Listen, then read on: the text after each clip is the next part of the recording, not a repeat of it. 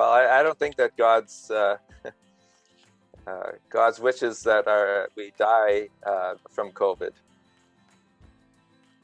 I think there's a Christian obligation to try and stay alive, to be alive as long as possible, not out of a selfish, a desire to maintain life, but again, to be a person of peace and blessing in the world, to try and touch the world with God's grace. So our life really matters, and how we use it really matters. We don't have to be scared about pain or sickness or death, but we don't just, I think, resign to these things. We want to resist them and fight against them as things that actually, are part of the enemy.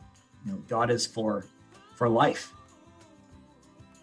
I think it's a very sincere recognition that God is in control, and God is the one who ultimately knows the time and beginning and end of everything. And so that in a sense is very admirable. At the same time, I think we can do our part to, there's a balance of stewarding the time that God has given to us here on earth. Your friends and family, especially, and those who count on you and love you dearly, probably would want you longer around than as long as possible, and as healthily possible.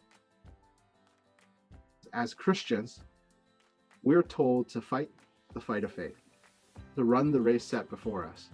Hebrews 12, 1-3 says that exact phrase. With every ounce of faith we have, we shouldn't be resigning ourselves to saying, I'll just give myself up to whatever COVID-19. If I get it, I get it. I don't need to wear a mask. I don't need to do any of this stuff. I don't need to get vaccinated. As Christians, we should have some fight in us. If there's anyone in this world who should understand that they need to fight the journey of faith all of our lives, it's a Christian. And so I would say, don't give up on life. If that's your attitude, don't do it. Stand up and run your race of faith.